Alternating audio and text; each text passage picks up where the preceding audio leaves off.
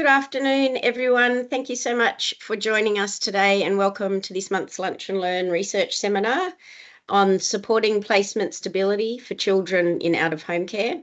I'm Jessica Stewart. I'm the Executive Director of Family and Community Services, Insights Analysis and Research, also known as FACSIAR, in the New South Wales Department of Communities and Justice.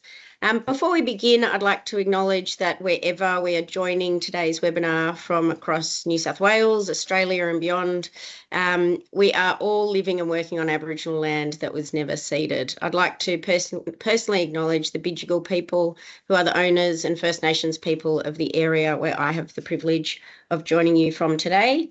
And I'd like to pay my respects to all First Nations elders past and present and extend that respect to our Aboriginal colleagues joining us today. I'd also like to warmly welcome all of you. We've had a terrific response to this month's seminar with over 1,600 people registering.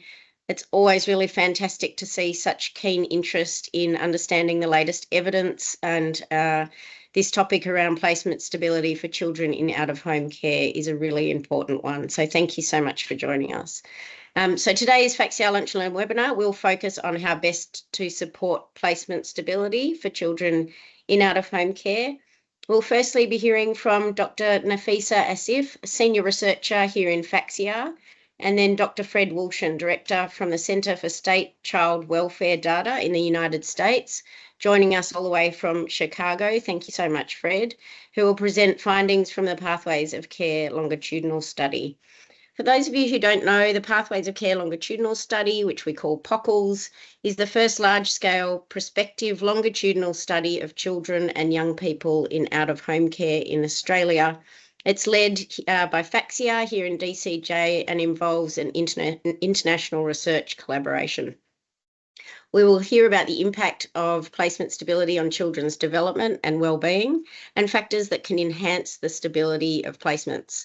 Fred and Nafisa will be joined by Neroli Saunders and Cassandra Skelly, who are members of the Department of Communities and Justice Placement Stability Project team, who will present on practices to encourage placement stability, decrease negative placement changes, and enhance carer support and satisfaction. So as usual, please put any questions or comments that you might have for our speakers in the chat during the presentations. I'll come to these at the end in the Q&A session if we have time, and they may also be answered in the chat by our presenters as we go. I also wanted to let everyone know it's being recorded, today's webinar, and posted to our FACSIAR webpage. So anyone that's registered will receive the link to the recording within about a week. So I'd now like to introduce our first presenters. So Dr. Nafisa Asif is a senior researcher in FACSIAR, undertaking research for the Pathways of Care Longitudinal Study. Dr. Asif shares that in her experience as a researcher in the field of child welfare, the longer the relationship, the stronger it is, and the better the development and wellbeing of the child, especially for children in out-of-home care. Relational permanence is one of the most important factors that strong and stable placements in care can create. Welcome, Dr. Asif. And Dr. Fred Wulczyn is the Director for the Centre for State Child Welfare Data in the United States. Dr. Wulczyn has a keen interest in understanding how well we care for children who are not living with their parents. You will hear his passion immediately when he starts talking. It's an honour having Dr. Wulczyn here as part of the Placement Stability Project. Dr. Fred Wulczyn is a Senior Research Fellow and the Director of the Centre for State Child Welfare, so I've already covered that, and he is twice recognised by Harvard as one of the world's top 35 scientists. We're really honoured to have you here today. So joining Nafisa and Fred are managers Neroli Saunders and Senior Project Officer Cassandra Skelly from DCJ's High Cost Emergency Arrangements Strategy Unit. With combined operational experience spanning roles such as Manager of Client Services, Permanency Coordinator, Manager of Casework Specialist, and Manager and Casework Specialist, they're both integral members of the Placement Stability team. So this team has successfully implemented statewide processes across New South Wales, embedding best practice in early intervention strategies to support placement stability. Thank you all so much for joining us. As I mentioned, please put comments and questions in the chat, and we will come to those at the end. And thank you. Please go ahead, Nafisa.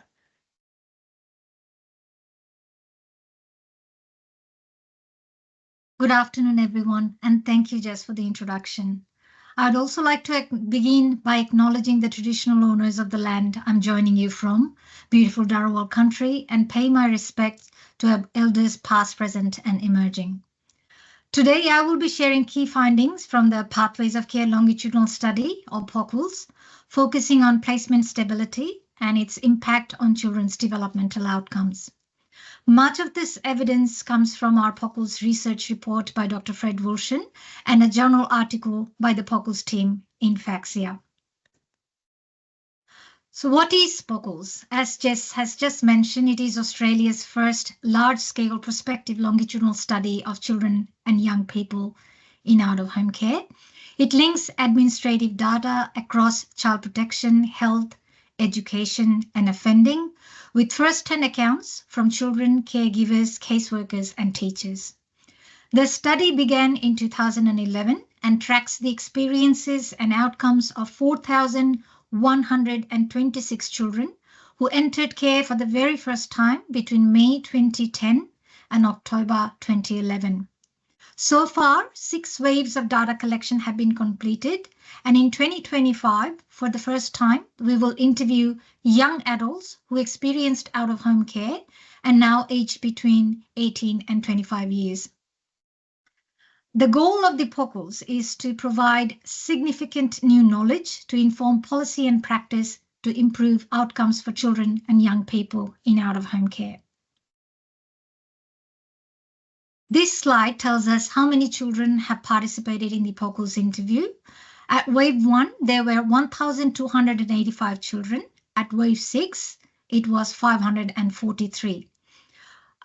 1,528 children participated at least in one interview, and nearly 40% of children participating in the POCLS are from Aboriginal background. So what does placement stability in out-of-home care mean? In simple terms, it means that children stay with the same carer without frequently moving to a new household. According to DCJ's current placement stability project, which you would get to hear about in a short period of time, a child is considered to have had a placement change if it is not a beneficial one.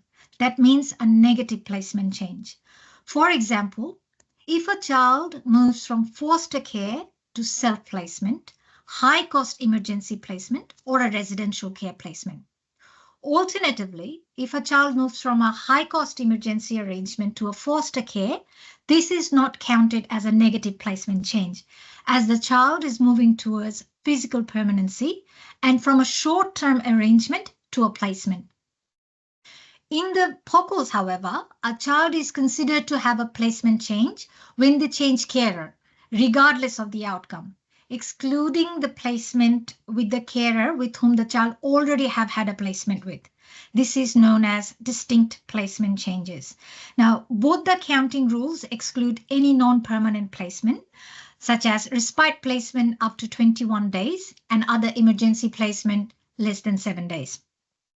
So in the POCLS, what is not considered a change? If a child's move is A to B to A, and placement B being a respite care for less than 21 days, then the placement B is not counted, and move from A to A is considered as no change. So how are the POCLS children faring in terms of placement stability? We find that the majority of the POCLS children are quite stable. After 5 to 6 years of entering out-of-home care for the very first time, more than half of the children had less than 3 distinct placements, and only 15% had 5 or more distinct placements. After 7 to 8 years of entering out-of-home care, 66% children had been in their current placement for 6 years or more. Now, the very important question, what factors influence placement stability? POCLS showed that older children were more likely to change placements than younger children. Children in relative kinship care placement were less likely to change placement than children in foster care and residential care. Children with a history of placement changes are at a higher risk of future placement changes. Furthermore, we found that carers' psychological distress increases the risk that the child in their care would experience a placement change. And children are less likely to experience placement change if the carers are satisfied in their caring role and supported by their caseworkers. Okay, now then we went into exploring whether placement stability influenced children's developmental outcome in out-of-home care. In the POCLS, children's development was measured using a number of standardized measures across the domains of socio-emotional, cognitive, and physical health development. If you want more information about POCLS measures and the analysis method for this study, please refer to the POCLS paper in the Journal of Child Abuse and Neglect. Importantly, however, for the purpose of this analysis, each developmental outcome was converted into a binary variable, which is like typical versus atypical development. We also introduced a new measure of placement stability for this analysis, which was adapted from a paper by Dr. Fred Wulczyn. This new measure accounted for children's time spent in care. Now, duration of time in care is an important consideration, as a child who has spent 10 years in out-of-home care and had 3 placement changes has a different placement stability than a child who had been in out-of-home care for 1 year and had 3 placement changes. So our new measure is number of distinct placement changes per 1,000 care days, which is approximately 2.7 years. And this new measure actually offers a more nuanced understanding of placement stability. Now, using this measure, we find that placement stability for the POCLS children is highly positively skewed, and the long tail indicates that a small number of children had a very large number of placement changes. And the mean number of placement changes per 1,000 care days was 3.5, which indicates that children had an average of 1.3 placement changes per year in out-of-home care. Okay, so we found that placement instability is directly linked to children's developmental outcome in care. Placement instability reduces the likelihood of being in the typical range or normal range for socio-emotional development, non-verbal development, and gross and fine motor skills development. No association was found with verbal development over time.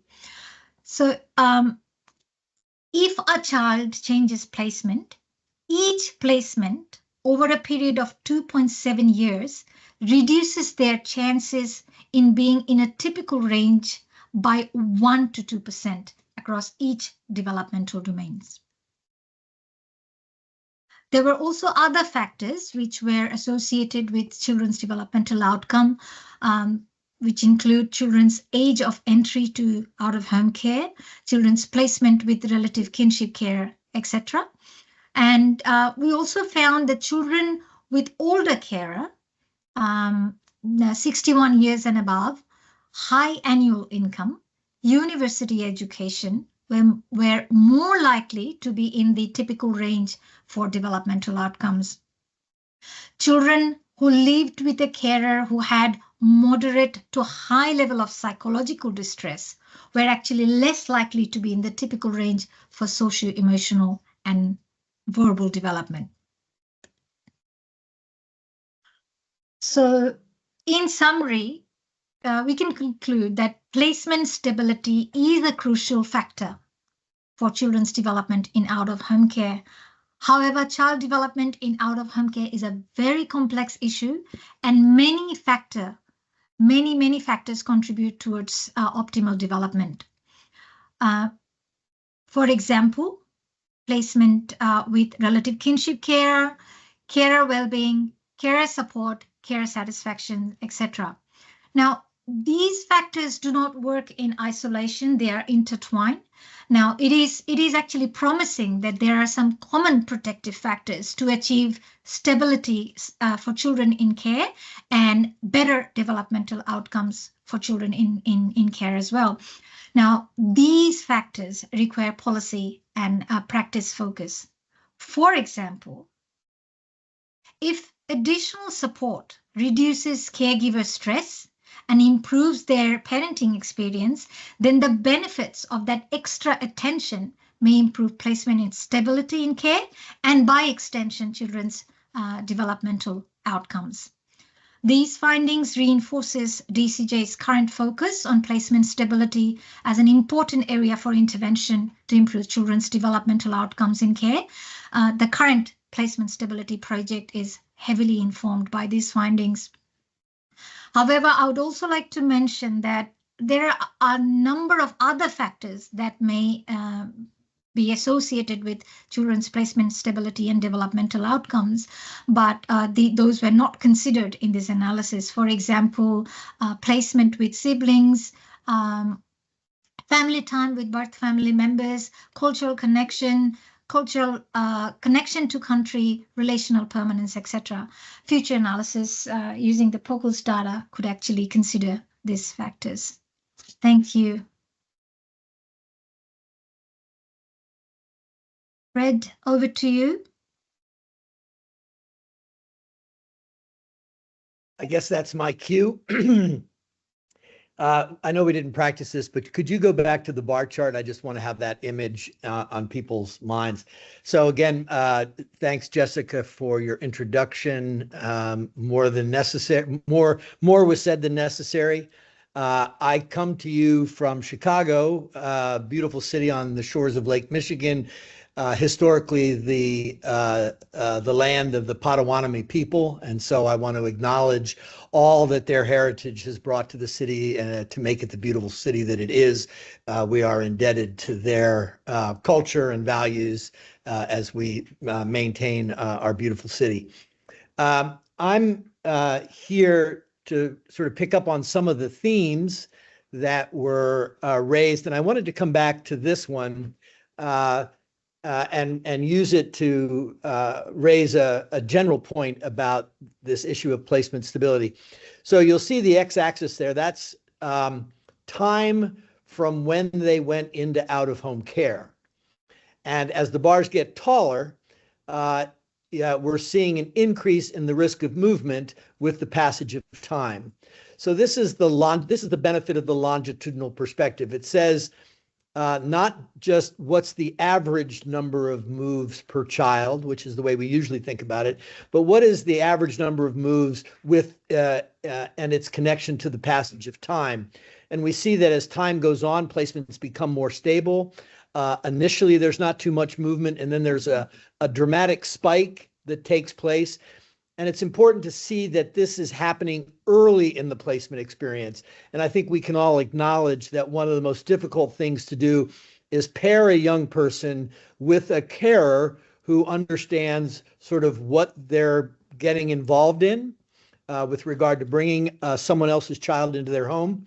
And from the child's perspective, what they have to do, the adjustments that they have to make. Perhaps this is indicative of some sort of halo effect that takes place early in the placement, but that as things settle in, things actually become less settled and people understand more about the situation they're in, and the risk begins to rise. It then falls, and then it rises again.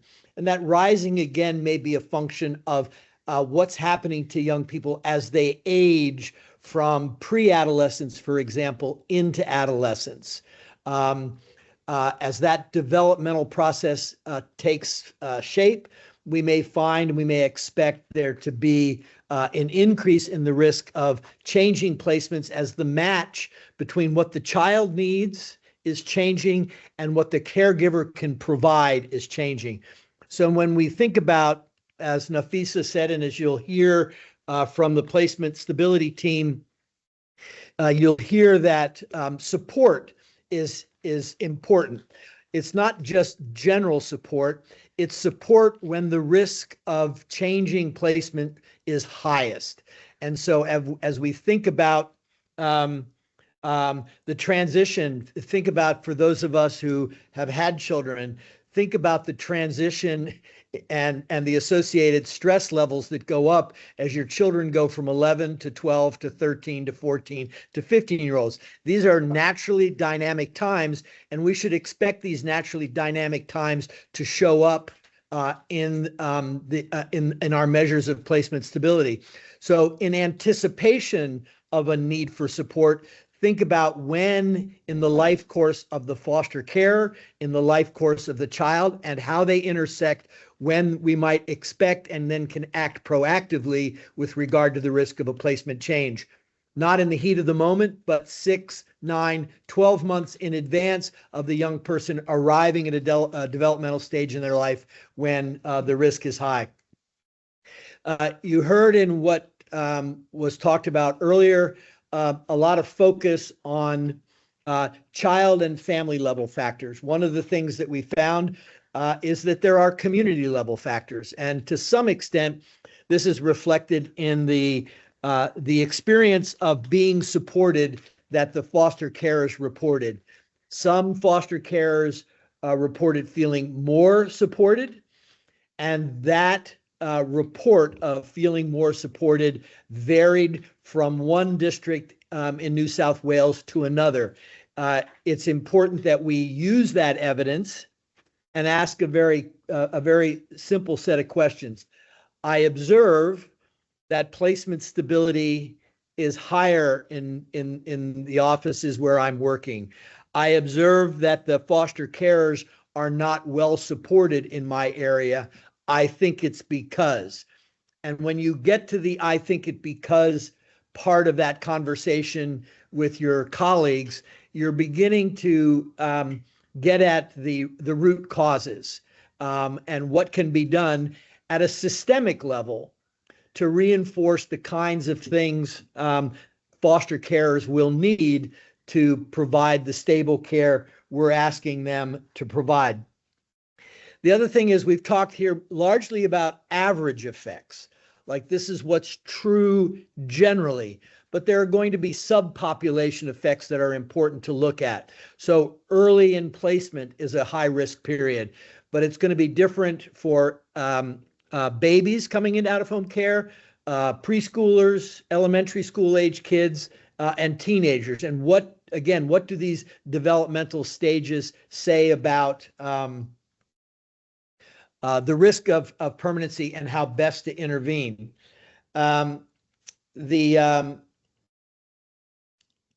I also want to say that when we talk about the effects, the well-being of these young people, I think it's important that we not jump immediately to the conclusion that it's the foster care experience that's causing those social emotional challenges, developmental challenges. I think it's important that we understand that particularly the older children, they come to placement, and this is one of the unique features of POCLS.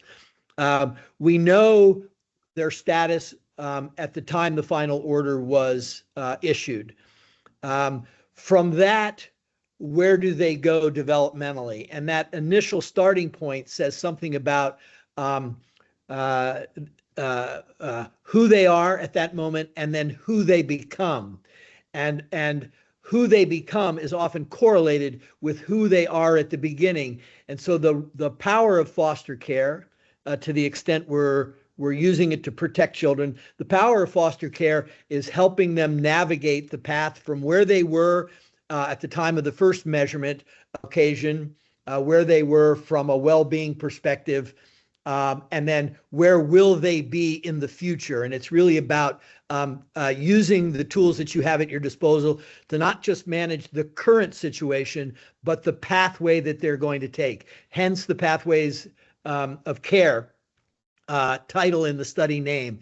It's about understanding the pathways and doing what we can to take a child who is where they are today, socially, emotionally, from a foster care perspective, and guiding them to a better future. So not becoming absorbed in the current situation, but absorb yourself in the power you have to change their future. And that, I think, is an important message that comes out of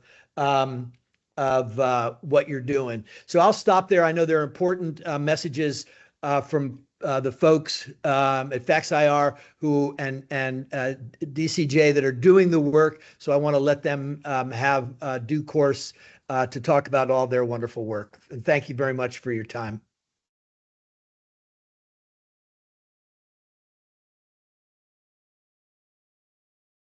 Okay, so thank you so much to Dr.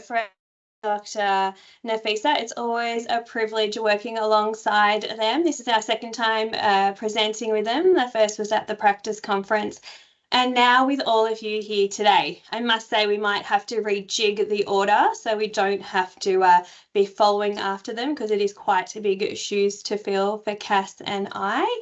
But let's share a little bit about the work that we've been doing here at DCJ. Ultimately, thanks to their research, we've reached a pivotal point using POCLS indicators. We can now identify children and young people in New South Wales who are at risk of placement instability. This predictive insight allows us to act early and work at preventing placement breakdowns. It is important to note that our work is specific to DCJ, and the work we do sees us collaborate directly with every out-of-home care hub across the state. However, what we will share with you relates to best practice, and you can still use this to influence in your work that you do daily. Reflecting on my own journey, whether that's casework, manager casework, or manager client services, I can see firsthand how early intervention under the placement stability approach could have empowered teams to be better supporting placements and avoid breakdowns across the board. That's the beauty of this work. It is groundbreaking and it has the potential to transform practice through a single conversation focused on placement stability. So let's get into it, give you a bit of an overview of the project currently in implementation across New South Wales.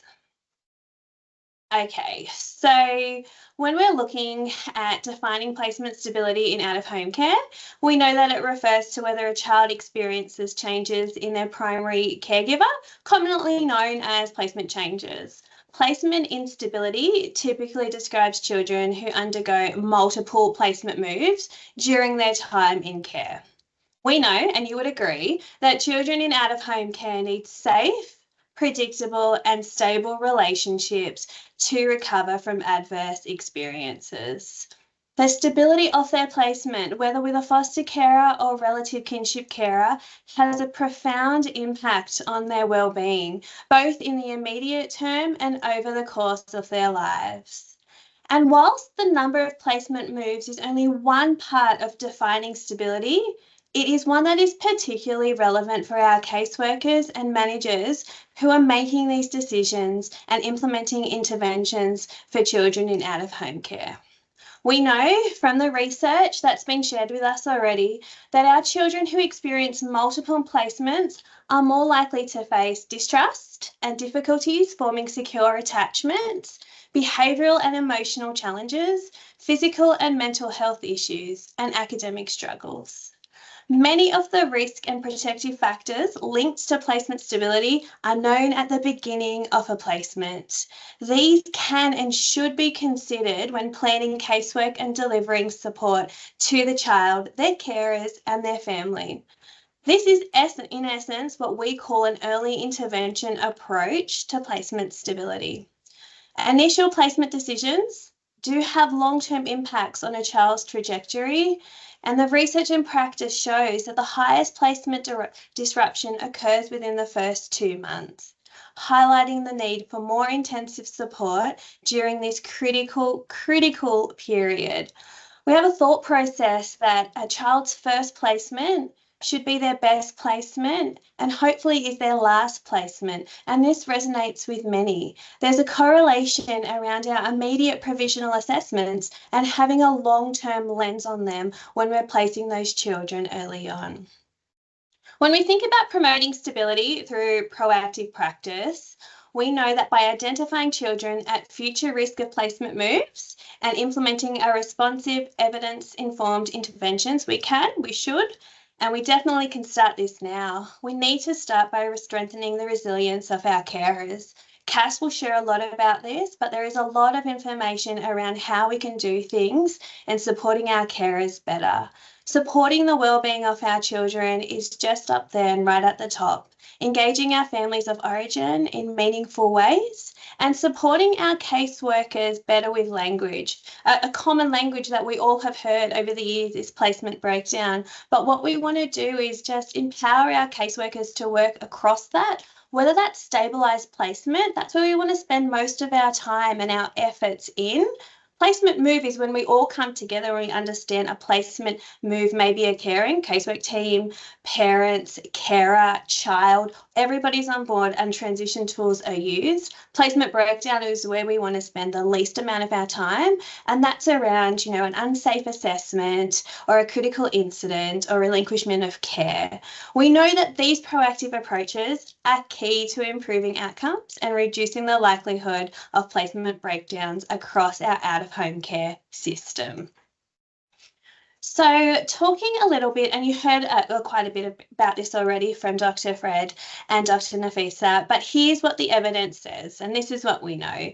2/3 of our children enter a high-cost emergency arrangement due to placement breakdowns. You are aware of that. Placement instability leads to poorer outcomes for our children. Emotional, behavioural and development challenges are all prevalent. Children in out-of-home care who enter at an older age or have multiple prior placements are more likely to experience instability. Our children with externalising behaviours are at higher risk of disruption unless provided with intensive and consistent support. Children with a disability are more vulnerable to placement instability and require a tailored, sustained approach.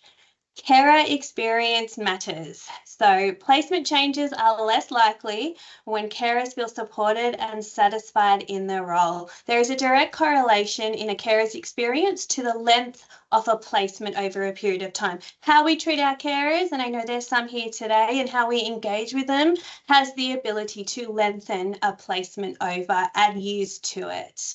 I guess everybody undeniably agrees with the evidence and sees the value in this practice, so much so that the placement stability KPI for DCJ has increased from 90% to 92% recently in less than 6 months, showing more children are having less placement moves, which is just remarkable.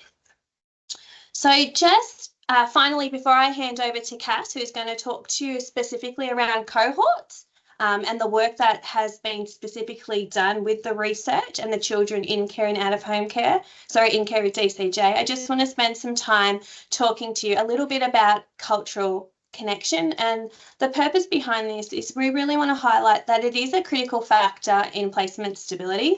There is a clear link between children being genuinely supported to connect with their culture and the stability of their placement. As practitioners, we are responsible to actively foster cultural connection, not just for the child or the young person, but also supporting their carers. And when this is done well, children are more likely to feel seen, understood, valued, which contributes significantly to placement stability.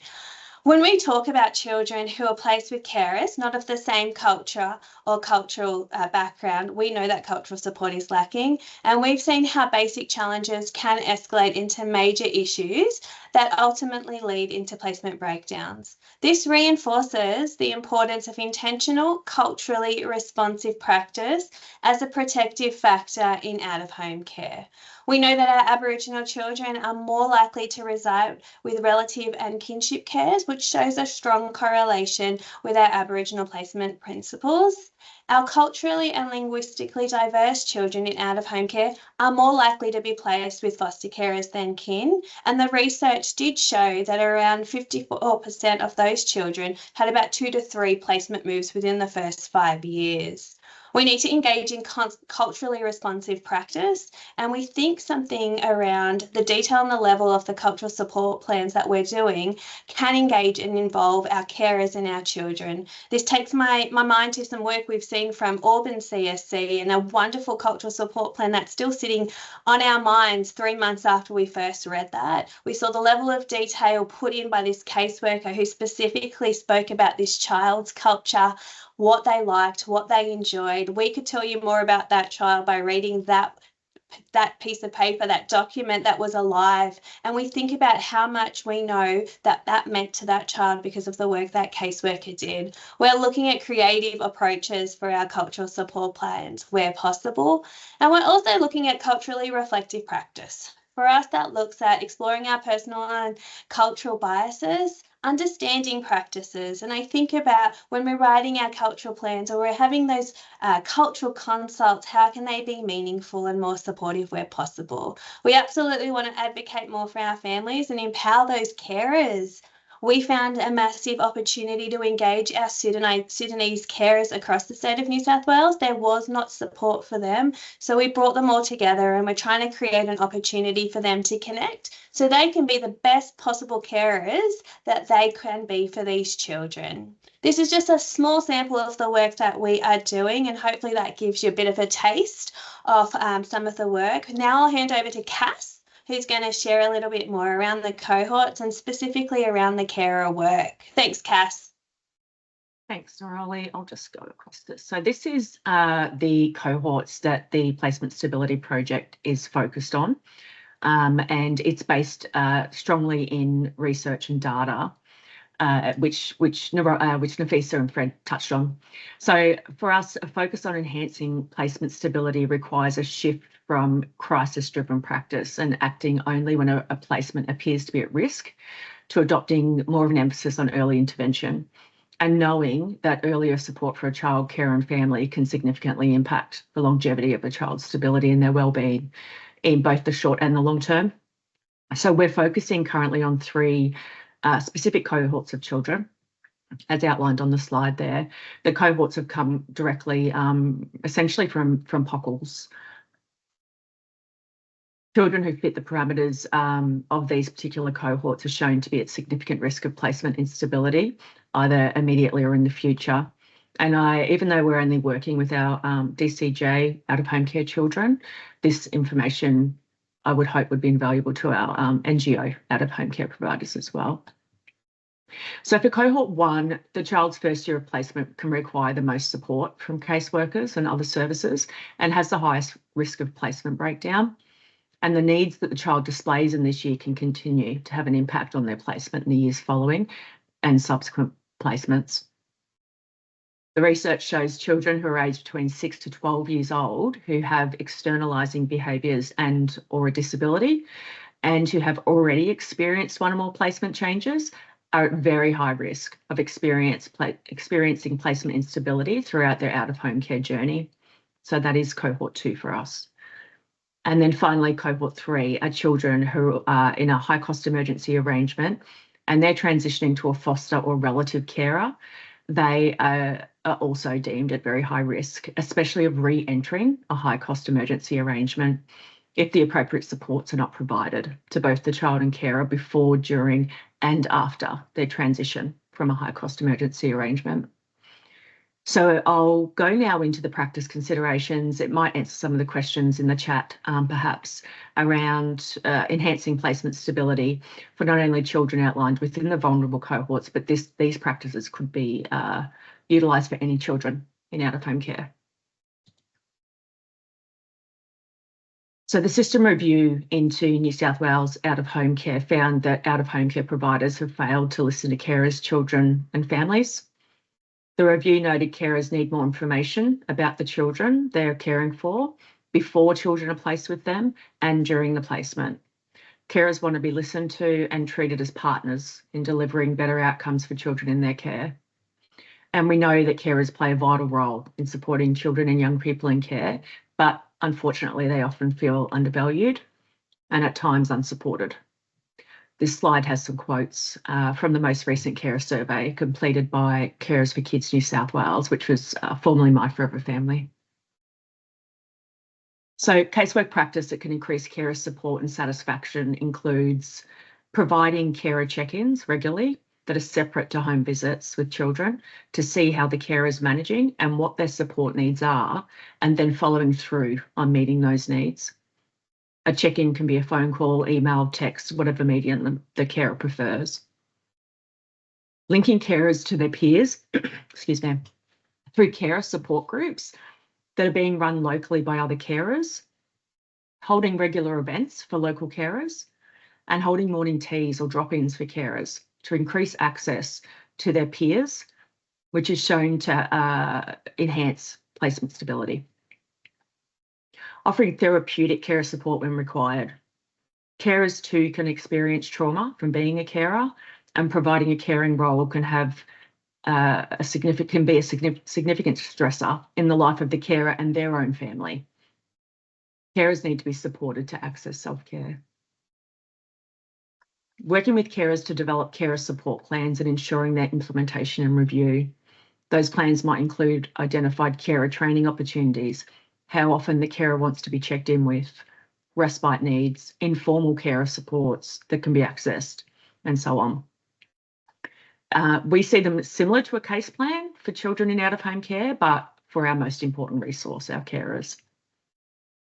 And then within out-of-home care agencies, improving systems for manager oversight of carer reviews and refocusing our carer reviews to capture the experience and needs of the carer, just like how we capture the voice of children in home visits and case plan records. And finally, we really want to land on the fact that the level of a carer's satisfaction and the support carers receive is the primary factor that impacts placement stability. If a carer has a positive relationship with the agency they work for and they feel supported, it can significantly extend the length and stability of a child's placement. So there's a number of practice considerations that we'll outline that can support placement stability. These are not necessarily new casework ideas, but it's the consistency of which we apply them that can have the biggest impact. Monthly home visiting and visiting more frequently when necessary enables better visibility and early identification of child, carer and carer household concerns. It enables early intervention if concerns or challenges start to become evident, and where needed, earlier referral to connection with the appropriate supports that may prevent escalation into instability of the placement. Psychological assessments and or therapeutic interventions improve child and carer wellbeing. For carers, learning and applying new skills will help to build resilience and reframe how problems or challenges in placement and in life are perceived, approached and addressed. Likewise, offering earlier therapeutic support to children prior to crisis can significantly support placement stability. Where a child requires behaviour support, their behaviour support plan needs to be up to date to reflect contemporary needs and appropriate strategies for the carer. Providing a copy of the behaviour support plan is at times not enough. Support to implement and talk through the plan is needed for the carer as well. Where a child requires a cultural support plan to enhance cultural connection and cultural safety, supporting carers to implement the plan and to deliver culturally sensitive care, along with providing clarity on the carer's unique responsibilities in supporting a child's cultural permanency and cultural needs is essential. A child's connection to their culture is their right. And then when the child has a disability that is supported by NDIS funding, ensuring NDIS funds are utilised and carers are supported to engage disability services and not left to do it alone can have a crucial positive impact on placement stability. Reviewing the NDIS plan and including the child's carer and family in this ensures individual children's disability support needs are met so they can thrive across all wellbeing domains, which is likely to reduce the prevalence of carer stress. Consistently completing carer reviews annually and ad hoc reviews as needed is also core casework to identify additional supports for carer needs alongside ensuring carers have access to learning opportunities, peer support, including training and carer networks. There's a broad acknowledgement that children who have resided in HCEAs, high cost emergency arrangements, acronym, are likely to have experienced additional trauma related to the lack of predictability of care and sometimes housing, inability to form primary attachments, receive physical affection, and experience an in-home based environment. Planning for this significant exit transition from a high cost emergency arrangement into a long-term kinship or foster care placement enables earlier identification of specific support needs for the child or children, carers and their households, and ensures that carers are well equipped in meeting the child's needs and any additional needs that have arisen from the time spent in the high cost emergency arrangement from a trauma-informed lens. This planning can include the adequate provision of information to the carer about the child and the child's needs, and the child being provided information about the home that they're moving to. Developing a transition plan with the carer and the child, increasing home visits during that transition period, increasing carer check-ins during the transition period, and ensuring the services the child requires are set up prior to transition can enhance placement stability. So those, I guess, practice considerations, along with the previous discussion regarding essential need for carer support and satisfaction, are the core work of the project at the moment in terms of building placement stability and longevity. So before wrapping up, I do want to finish with being clear that in terms of permanency, restoration to parents remains at the top of the permanency hierarchy. The permanency goal for a child needs to be reviewed regularly. POCLS, and specifically Fred's research, found the most important predictor of whether a child will leave care for a more preferable permanency outcome, be that restoration, guardianship or adoption, is the type of placement that the child is in whilst in out-of-home care. Children living with their relatives or kin are much more likely to leave out-of-home care, and POCLS indicated this was the single most important predictor of a more preferable permanency outcome. So a well-kid placement is important, but also regular and consistent family time can also have a positive impact for a child to be able to exit out-of-home care. I'll hand back to Jess. Thank you. Thank you so much. Thank you to all of you for presenting today. It's been really interesting evidence and results being presented, and then practically what that means to support carers. There's a huge amount of questions in the chat, which is really terrific. We will endeavour to either answer those in the chat, either now or afterwards, and I will try and get through as many as we can. So there are a number of questions in there about the definition of placement instability, and some of the examples are, did it include a change from foster care to kin care? Does it include a change from one residential house to another residential house? Does it include or exclude respite placements, so 21-day respite placements? So given there are a number of questions, usually we would sort of answer those in the chat because they are specific around the counting rules, but there are a number of questions in there about that, so it might be worth Nafisa or Fred just touching on the definition. I would pass it on to Fred because he's best placed to answer that.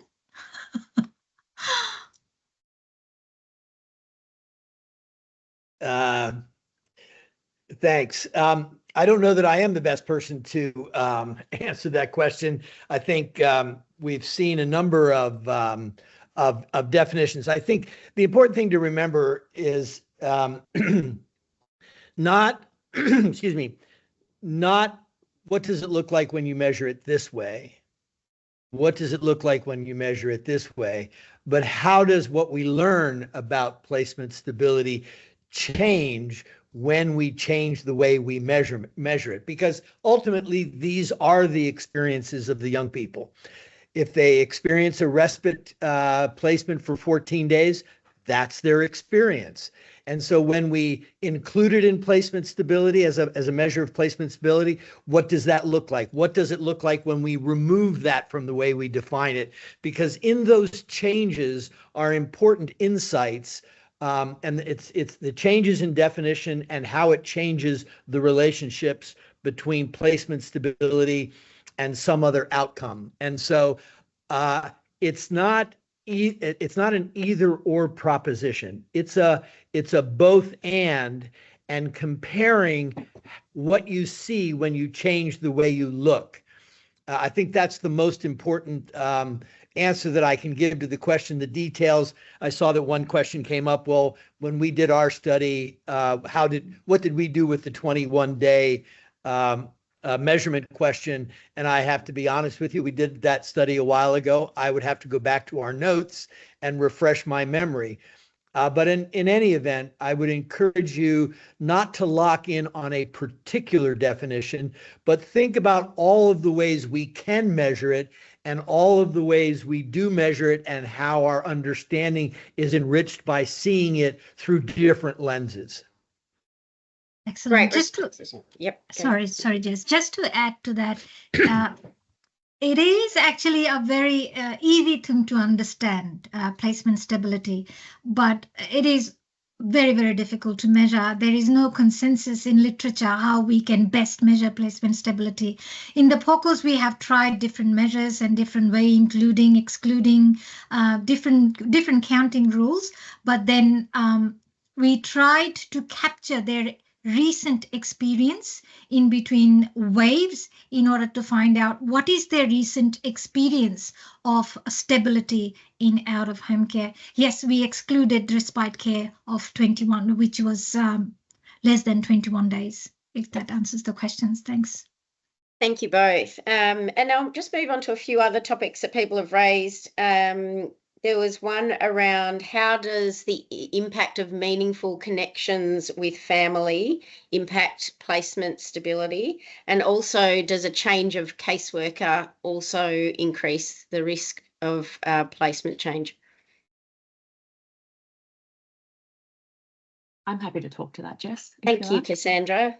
I would suggest that consistent changes to caseworkers would impact placement stability, because we're actually talking significantly about carer support and satisfaction as an indicator of placement stability. And I know in terms of carer surveys that have been done over, the last 6 years or so, they consistently show that carers find it very difficult when we change caseworkers regularly because, they're starting from scratch over and over again. So I think the answer to that is yes, it would impact placement stability. What was the other part of the question, Jess? Meaningful connections to family. So has POCLS looked at the relationship between the strength of that connection versus placement stability? So also, if any other POCLS members want to answer, that's great too. Yeah, what I can say, I suppose, in terms of what we know in terms of the project is children that are in relative and kinship placements and probably therefore have more informal family relationships have more stability of placement. So I guess the answer to that would probably be yes in terms of that. But if Fred or Nafisa want to talk to that as well. Well, I think it's another example of when we talk about caseworker changes, on average, that's true. Disruptions of the carer-caseworker relationship affect placement stability.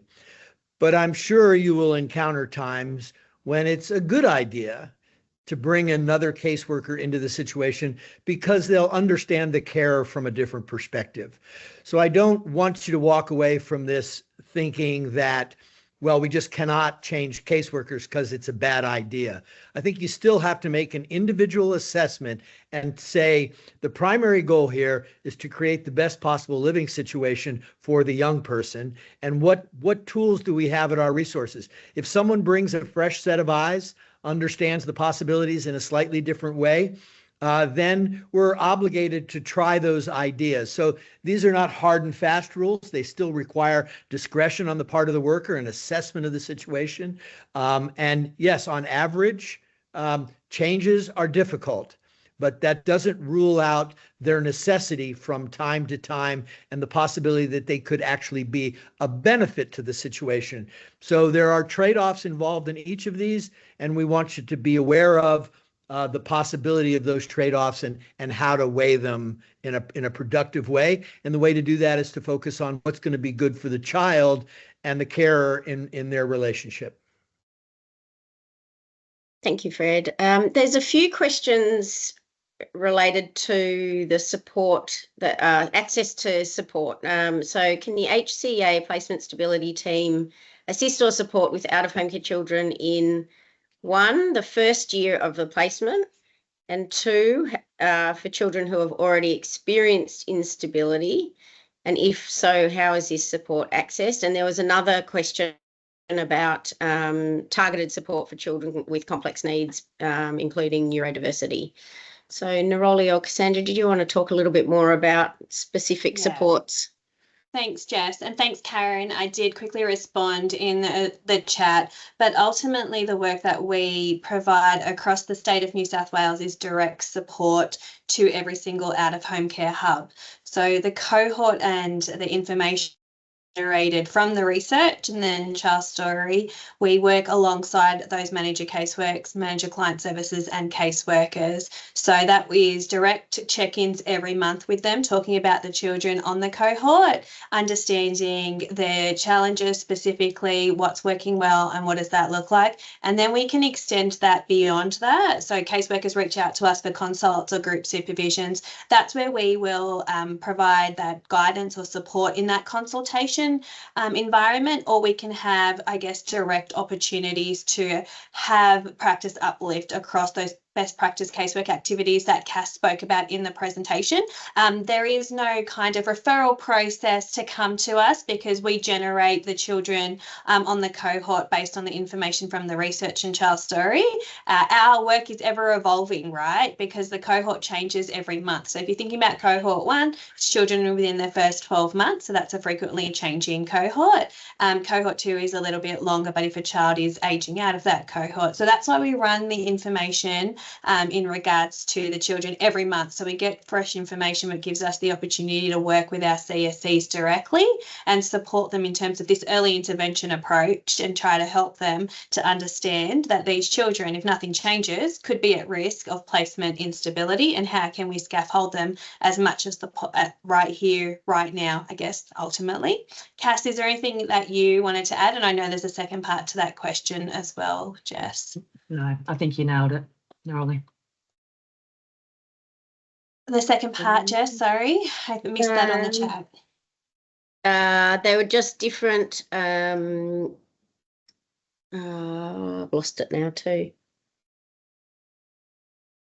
We might have to move. We probably need to keep moving anyway. We've only got a couple of minutes left. So there are some questions in there also about the impact of placement instability on educational outcomes. So school changes, school attendance.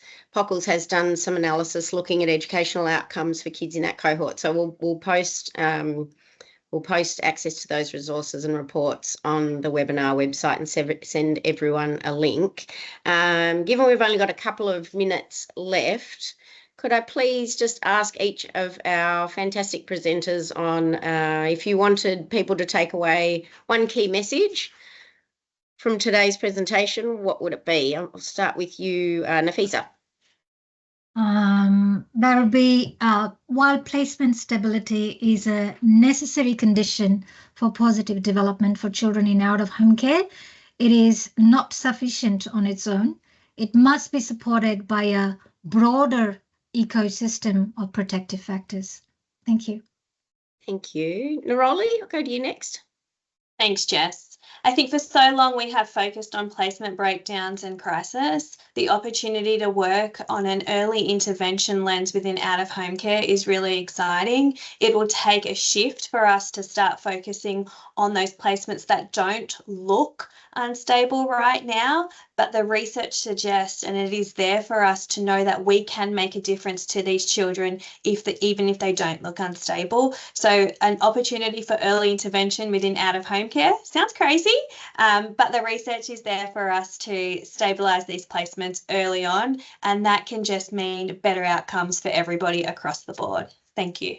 It's terrific. Thank you. Cassandra? I'll go short and sweet. We've got 1 minute left. I think it's probably we need to rethink how we support our carers. Thank you. And we'll finish with you, Fred. Variation. I raised the issue of average effects versus subgroup effects. Let's not overlearn the lessons that we learn from what we regard as the average effects. Let's also look for individual differences or subgroup differences, because we'll find different ways to manage the unique needs of carers, the unique needs of young people, and what happens when these unique needs come together in the form of a caregiver young person relationship. And it's the variability, the subpopulations that I think are the key to understanding how to make progress. Fantastic. Thank you. I wish we could talk about this all day. I'm sure we could, but unfortunately we're out of time for today's session. So a huge thank you to our speakers and all of you for joining us today. For everyone registered, you'll receive a recording to the webinar in the next week or so. Some additional links and materials will be also posted on the Lunch and Learn website. And we would like to invite you to our next Lunch and Learn, which will be held at 12:30 on the 26th of August. And that will be titled New Findings from the Australian Early Development Census, Implications for Policy and Practice in New South Wales. That's a really important one. We only get that data every 3 years. Really keen to look at the results for different groups of children and young people in the population. But for now, thank you and have a great rest of your day. And again, thank you to our presenters, particularly Fred for joining us so late at night all the way from Chicago. So have a terrific day or evening, and we will see you soon.